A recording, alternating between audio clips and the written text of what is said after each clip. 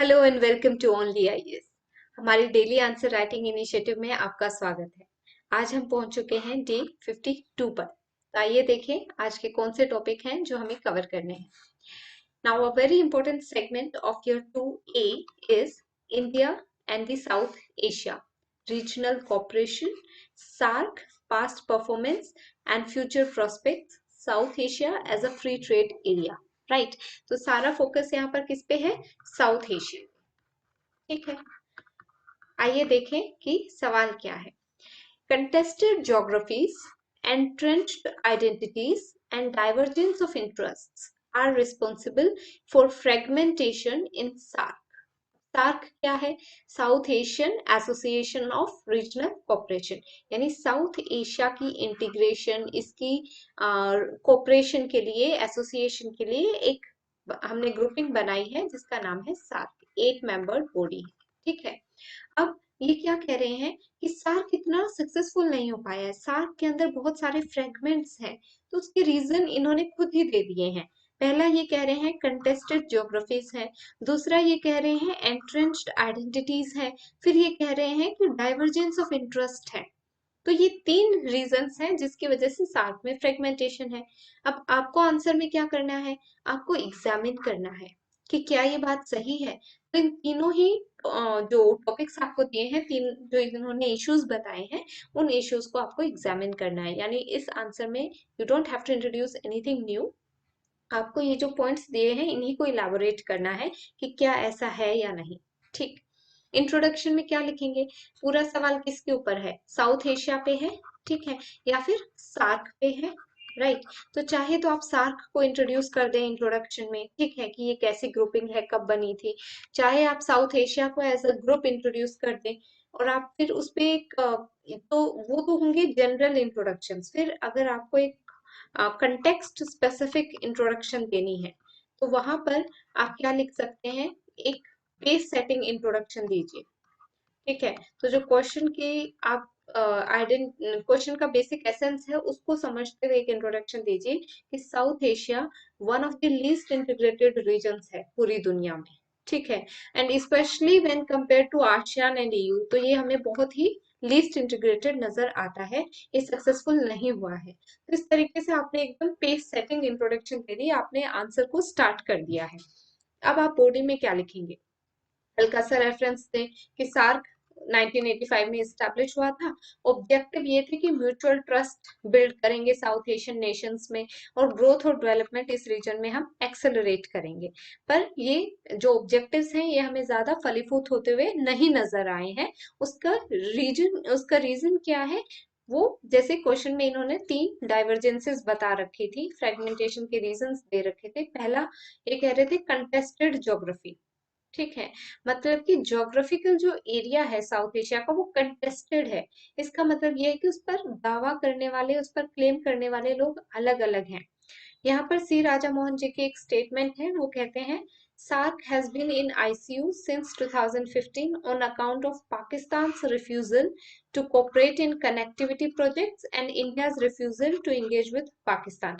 अब इस स्टेटमेंट को ना आप इंट्रोडक्शन में भी लिख सकते थे। ठीक है, और इस स्टेटमेंट का हम यहाँ भी जिक्र कर सकते हैं।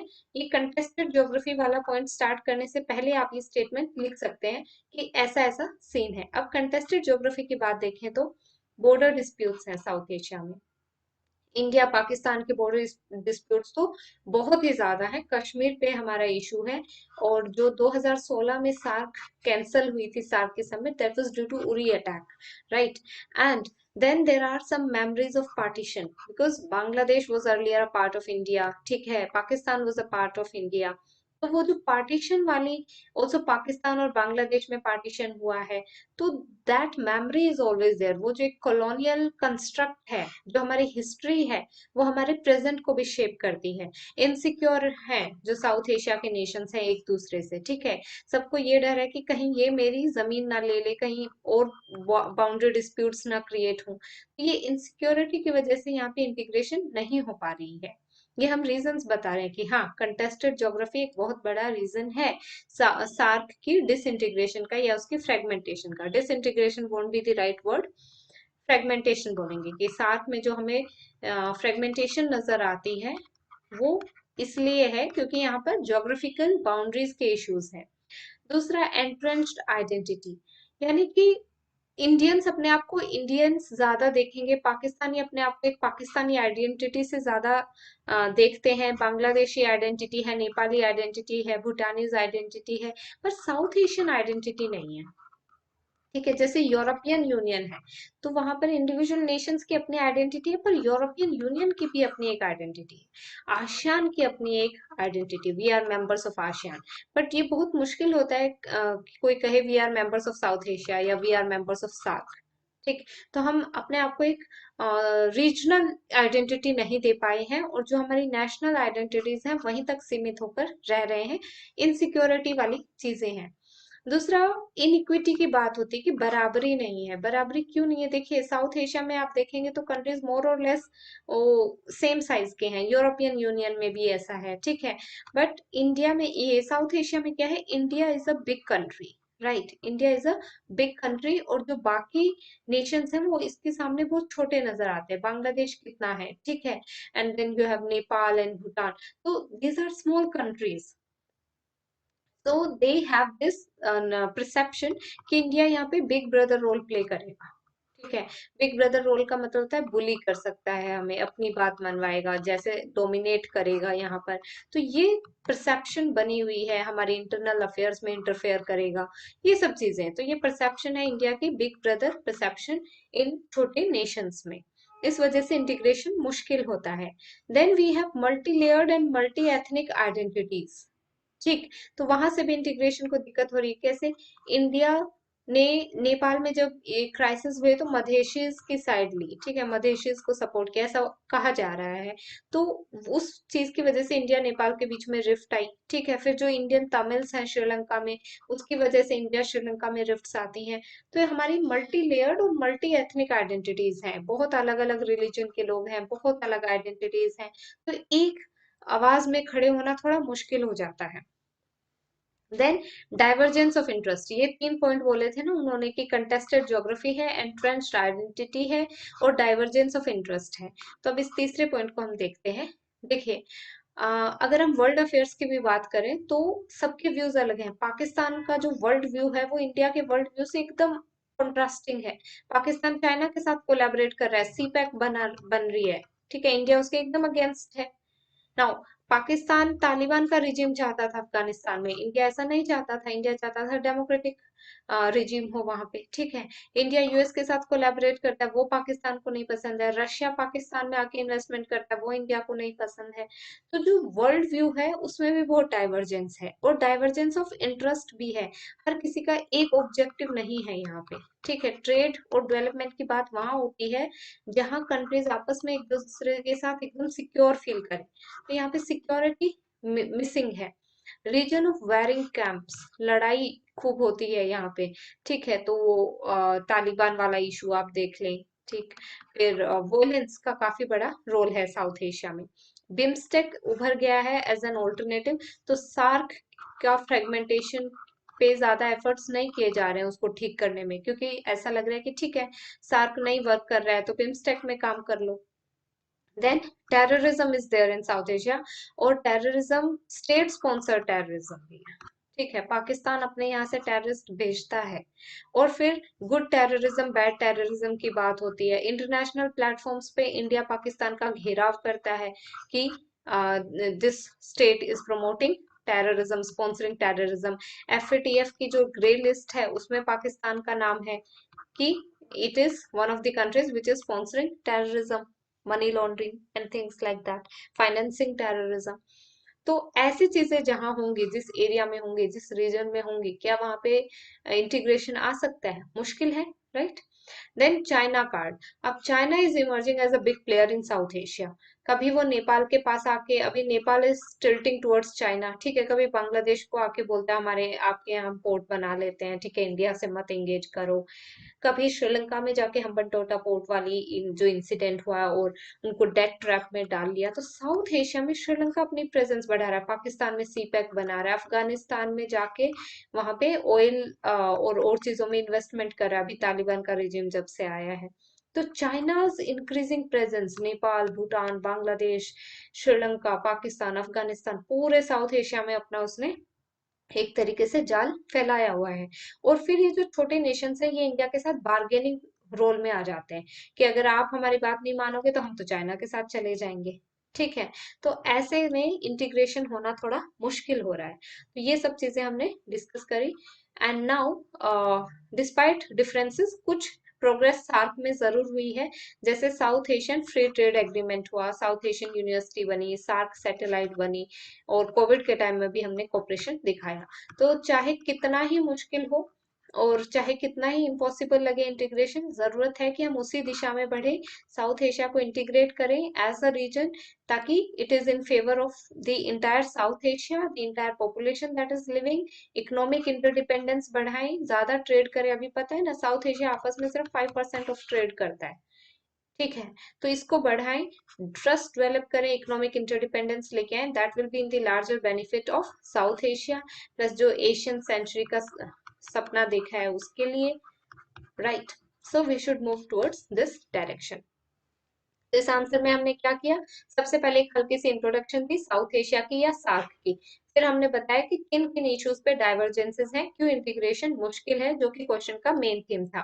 फिर कंक्लूजन में हमने कहा कि भले ही कितने डिफरेंसेस हो, कुछ एरियाज हैं जहां हमने प्रोग्रेस करी है सार्क ने, और आगे जरूरत है इस इकोनॉमिक इंटरडिपेंडेंस को बढ़ाने की, ट्रस्ट को डेवलप करने की। ठीक है, now let us move towards our next question for the day. After 50 years of robust relations, India and Bangladesh are at a point when acting together can drive South Asia's economy and social progress. 1971। ठीक है, तो यहाँ से बांग्लादेश का जन्म हुआ, और India played a big role in that. ठीक है, जो वॉर, लिबरेशन वॉर था बांग्लादेश का, India played a big role in that, and since then we were the first country to recognize Bangladesh, right? And since then it has been 50 years and we are having robust relations with Bangladesh. तो ये कह रहे हैं कि क्या these robust relations can act together to drive South Asia's economy and social progress? Let us see. Introduction में क्या लिखेंगे, बता देंगे, एक कंटेक्स्ट दे देंगे कि हाँ 50 years ऑफ रिलेशनशिप हो चुके हैं 2021 में, and over all these years Bangladesh has emerged as a reliable ally जिस पर भरोसा किया जा सकता है. It has India and Bangladesh have been key players to steer progress of South Asia. वो ऐसा हम क्यों बोल रहे हैं आगे देखेंगे. देखिए, बांग्लादेश लार्जेस्ट ट्रेडिंग पार्टनर है इंडिया का साउथ एशिया में. हम $10 बिलियन का ट्रेड करते हैं. ठीक है, 2021 में प्रधानमंत्री मोदी जी की विजिट हुई बांग्लादेश के लिबरेशन वॉर की 50 इयर्स सेलिब्रेशन में, और हाई ग्रोथ शो करी है किसने, दोनों इंडिया और बांग्लादेश ने. Since then effective economic performance हुआ है. अगर हम साउथ एशिया में देखें आज के टाइम में, तो कोई जो उभरती हुई इकोनॉमी है वो इंडिया है या तो बांग्लादेश है. ठीक है ना, नेपाल में भी इकोनॉमिक क्राइसिस है, पाकिस्तान के इकोनॉमिक क्राइसिस सबको दिखाई दे रहे हैं, श्रीलंका में कितना बुरा हाल हुआ है ये सबको दिखाई दिया है, अफगानिस्तान तो एड और ग्रांट्स पे काम कर रहा है, तालिबान के रिजिम आ गया तो अब वहां पे इकोनॉमिक ग्रोथ की कोई ज्यादा उम्मीद दिख नहीं रही है. नेपाल भूटान में भी उस लेवल की इकोनॉमिक ग्रोथ नहीं है जो इंडिया और बांग्लादेश में. तो पूरे साउथ एशिया में ये दो कंट्रीज हैं जो इकोनॉमिक ग्रोथ को लीड कर रहे हैं. ठीक है, and then they have shown this thing integration. साथ में इंडिया थर्ड लार्जेस्ट इकोनॉमिक है पीपीपी टर्म्स में, और बांग्लादेश जो, अब बांग्लादेश के लिए चीजें बड़ी हैं because it was among the least developed countries कुछ साल पहले.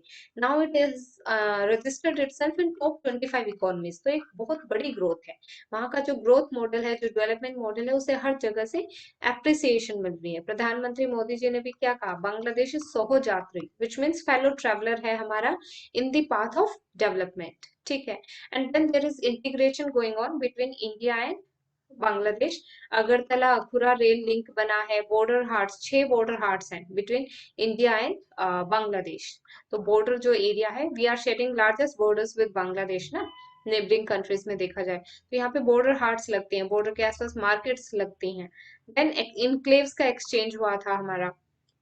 तो वी आर इंटीग्रेटिंग, हमारे रिलेशंस बहुत अच्छे हैं बांग्लादेश के साथ, और दोनों ही कंट्रीज डेवलपमेंट के पाथ पे मूव कर रही है। Now this is a case in point and a example to follow for the entire South Asia. ठीक है, Pakistan, this thing your Sri Lanka, then China, sorry not China, Nepal, Bhutan.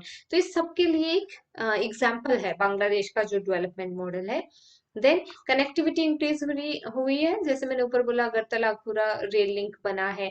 And then this BBIN, Bangladesh, Bhutan, India, Nepal, because Pakistan did not want to join this connectivity project. It is a motor vehicle agreement. So these four countries came together. मैत्री express है, BIMSTEC में बांग्लादेश हमारे साथ है। SAARC का revival अगर करना है तो बांग्लादेश ही है एक ऐसा पार्टनर जो उसमें रोल अच्छा निभा सकता है। ठीक है, बट डिस्पाइट ऑल दिस इतनी अच्छी अच्छी चीजें हो रही हैं इंडिया बांग्लादेश के बीच में, there are some negative fallouts also. Radicalisation बढ़ रही है वहां पे रिलीजन के नाम पे जो चीज है। ठीक है, फिर जो रिवर वाटर डिस्प्यूट है इंडिया बांग्लादेश में, वो भी कुछ ऐसे हैं जो सोल्व नहीं हुए हैं। इलीगल माइग्रेंट्स भी वहां से बांग्लादेश से इंडिया में खूब एंटर करते हैं। तो ये कुछ इश्यूज हैं जो अभी भी सोल्व नहीं हुए हैं। But despite all this, Bangladesh and India are good partners in growth development. आपस में खूब सारा ट्रेड करते हैं, जो भी इश्यूज होते हैं उनको सोल्व करते हैं, कनेक्टिविटी बढ़ा रहे हैं, राइट। एंड कंक्लूजन में हम कहेंगे कि from our neighbourhood first policy to act east policy, हर जगह बांग्लादेश का बहुत बड़ा रोल है। ठीक है, Bangladesh features primarily in our neighbourhood first policy, in our act east policy, in BIMSTEC, then in SARC, everywhere it is there. From connectivity to trade, so we are developing our connectivity, हमने ऊपर examples देखे हैं। And then trade भी हम अच्छा कर रहे हैं दोनों कंट्रीज।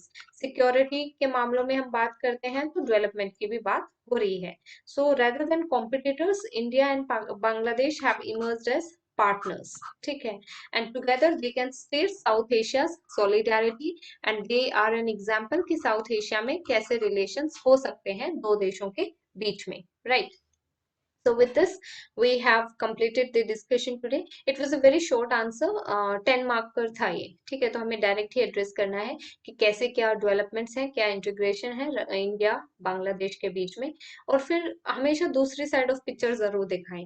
अगर हमने बताया है कि देखिए इतनी अच्छी चीजें हैं, तो एक दूसरा साइड जरूर बताएं। जैसे पिछले आंसर में सार्क था, सार्क की हमने फॉलआउट्स बताए, नेगेटिव चीजें बताई कि क्यों उसमें फ्रेगमेंटेशन है।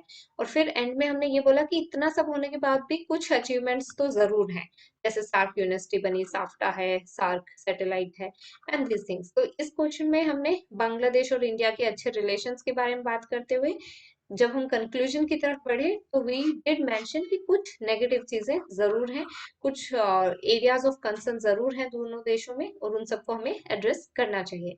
कंक्लूजन आप ऑप्टिमिस्टिक दें और फॉरवर्ड लुकिंग दें, जिससे ये लगे कि अगर आपको फॉरेन पॉलिसी में इंक्लूड किया जाए तो आप हमेशा एक अच्छे सॉल्यूशन की तरफ बढ़ेंगे। ठीक है, so with this we have completed our discussion for today. आज के डिस्कशन में इतना ही था, और we will keep continuing. Today we have reached 52nd day, so we have 7-8 more days to go. Keep writing your answers and keep telling us कि आपकी approach इस answer जैसी थी या नहीं, इस अप्रोच जैसी थी या नहीं। All the very best. Keep writing.